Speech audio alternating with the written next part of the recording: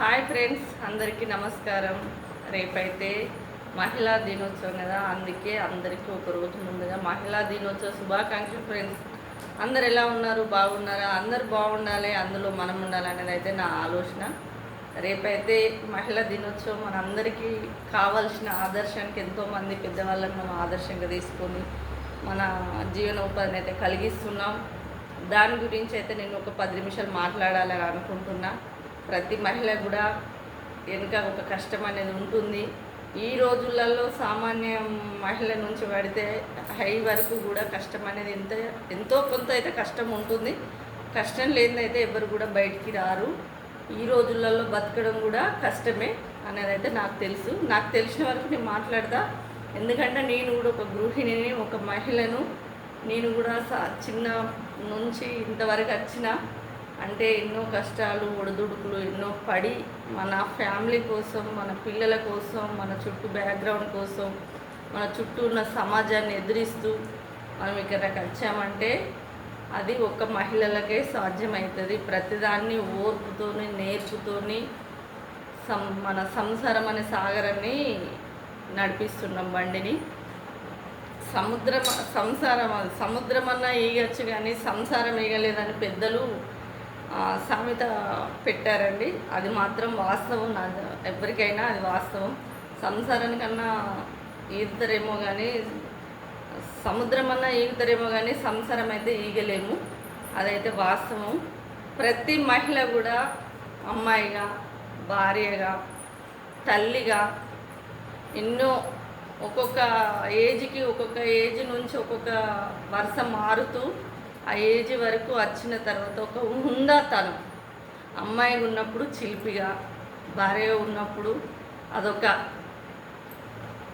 మన భార్య భర్తల మధ్యలో ఉండే అదే తల్లి అయిన తర్వాత ఆ తల్లి మనసు చాలా ప్రేమతోనే ఆ బిడ్డనైతే ఎప్పుడు కంటికి రెప్పలా కాపాడుకొని ఇంటిని, భర్తను, పిల్లలను, మన ఇంట్లో కుటుంబ సభ్యులను కానీ ఎవరి మనుషులను నొప్పియకుండా అన్నిటికీ, ప్రతి విషయంలో అన్నిటికీ కాంప్రమైజ్ అయ్యి ఒక మహిళనైతే ముందుకెళ్ళడానికి వెళ్తుందని నేనైతే అనుకుంటున్నాను. ఎందుకంటే మనం ప్రతిసారి కూడా ప్రతి విషయంలో కూడా ఒకసారి ఉన్నా లేకపోయినా, మనం తిన్నా తినకపోయినా, ప్రతి తల్లి కానీ, భార్య కానీ, అమ్మ కానీ పిల్లలకు పెట్టాలి, భర్తకి పెట్టాలని మహిళనైతే ఖచ్చితంగా మనకు కడుపుకు తినకపోయినా మంచినీళ్ళు తాగి కూడా పిల్లల కోసం అయితే మనం మన సంసారం అని, మన జీవన ఉపాధిని నడవాలని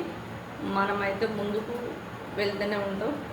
మహిళ ఏదైనా సాధించుద్ది అనుకుంటే, కానీ మనం వెళ్ళేటప్పుడు ఎన్నో మంచి చెడు మాటలు ఎన్నో వస్తాయి.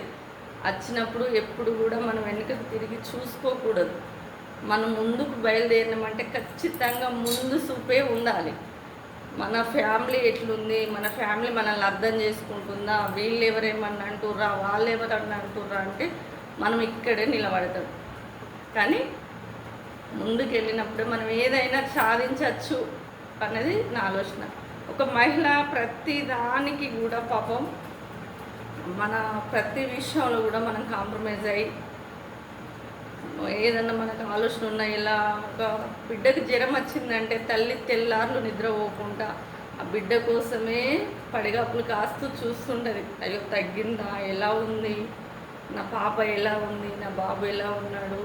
స్కూల్కి వెళ్తే మనకు ఫీవర్ వచ్చినా కానీ, మనకు ఒకవేళ ఏదన్నా హెల్త్ ప్రాబ్లమ్స్ వస్తే స్కూల్కి పంపాలనేది మనకు చేత కాకపోయినా, సపోర్ట్ చేయకపోయినా, మన బాడీ మనకు సపోర్ట్ చేయకపోయినా, మనమైతే మన ఫ్యామిలీ 100 కళ్ళు పెట్టుకొని మన ఫ్యామిలీని అయితే, పిల్లలు కానీ మన ఫ్యామిలీని కానీ 100 కళ్ళు పెట్టుకొని చూసుకుంటుందండి ప్రతి మహిళ అంటే అది ఏ స్వార్థం లేకుండా, ఎలాంటి జీతం లేకుండా, అన్నిటికీ ప్రతిదానికి ఎంతలుంటే అంతల్నే, ఎంత వీలైతే అంత వీలుతోనే ఎవరికి సంసారం అన్నాక ఎన్నో కష్టాలు కన్నీళ్ళు ఎన్నో ఒడిదుడుకులు వస్తాయి. ఎట్లుంటే అట్లా దాన్ని అలానే సంసారం అనేదాన్ని బండిని నడిపించుకుంటూ ముందుకెళ్ళి మనసులో ఎన్ని బాధలున్నా ఎన్ని ఇబ్బందులున్నా చెప్పుకోకుండా చుట్టుపక్కల ఉన్న వాళ్ళతో హ్యాపీగా నవ్వుకుంటూ ప్రతి మహిళ కూడా ఉంటుందండి. ఎన్నో విజయాలు సాధించి మనం అంటే నేను ఇప్పుడు పెద్దవాళ్ళ గురించి ఏదో మాట్లాడట్లేదు, మామూలు మన మిడిల్ క్లాస్ గురించి మాట్లాడుతున్నాను. ఎందుకంటే ఎంతో సాధించిన వాళ్ళు ఉన్నారు. ఎన్నో ప్రతి విషయంలో కూడా ప్రతి దానికి కూడా ఒక సాధన అనేది అవసరం, సాధిస్తారు ప్రతి మహిళ. కానీ మహిళలకు ఒక గుర్తింపు ఇచ్చి మహిళల దినోత్సవం అనే ఒక గుర్తింపు ఇచ్చినందుకైతే చాలా హ్యాపీ అండి.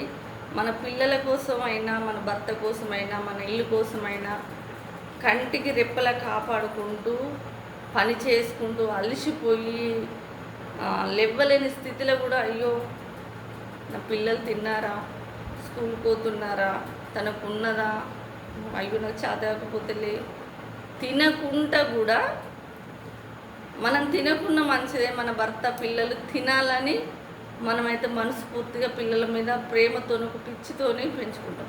మన అత్త వాళ్ళ ఇంట్లో మనకి ఎన్ని కష్టాలున్నా ఎన్ని ఇబ్బందులున్నా మన మహిళ ఒకసారి పెళ్ళి అయిపోయి ఒకరికి భార్యగా వచ్చిందంటే ఏ సమస్య ఉన్నా కానీ మనసులో పెట్టుకొని తల్లిదండ్రులకు కూడా చెప్పుకోకుండా ఎంతో కష్టాన్ని అయినా ఇష్టంగా భరిస్తూ మహిళ అనేది అయితే ముందుకు వెళ్తుంది, వెళ్ళాలి కూడా. ఎందుకంటే మనం అట్లాంటి సాంప్రదాయానికి కట్టుబడి మనం ఉన్నాము ఎన్ని సంవత్సరాల నుంచి మన పెద్దలు పెట్టిన సాంప్రదాయం కాబట్టి మనం అలానే ఉండాలి.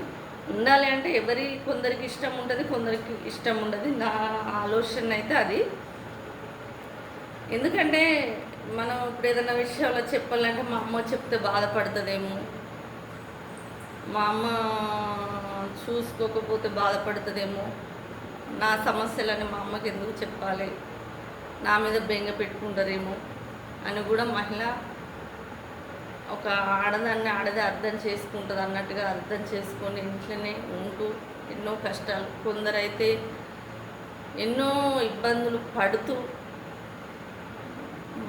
హింసించబడుతూ బాధపడుతూ కూడా పిల్లల కోసం ఒక తల్లిగానైతే ప్రతి నిమిషం ఆరాట పడుతూ పిల్లల కోసం తప్పించిపోతూ ఈ మహిళనైతే ముందుకు వెళ్ళడం జరుగుతుంది.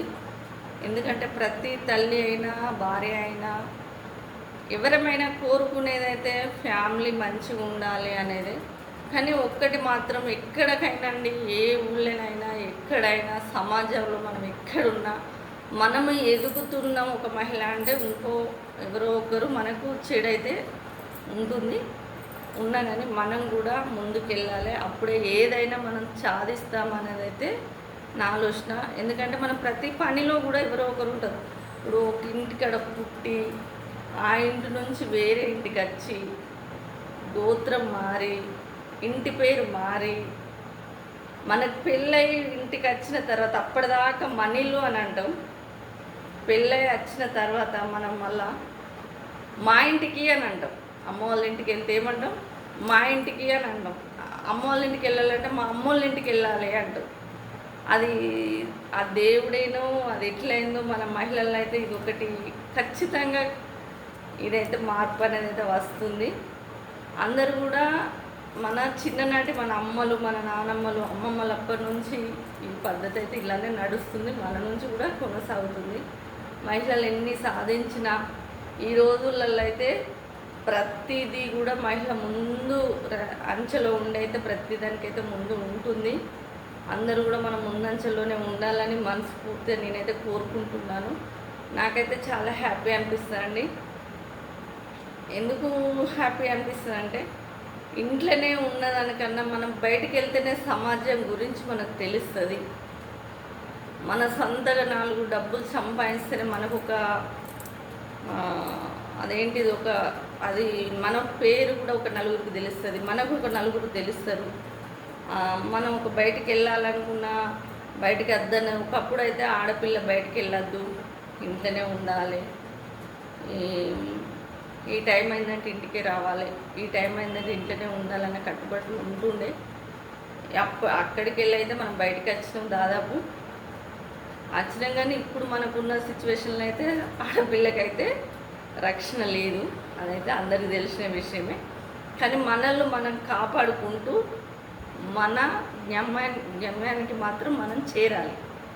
మన గురించి మన హుందాతనంతో మనం చేసే పనితో మన హుందాతనాన్ని మాత్రం ఎప్పుడు కూడా కోల్పోవద్దండి.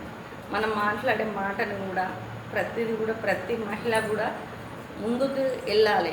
ఎందుకంటే మహిళ అనేది చాలా శక్తివంతమైంది.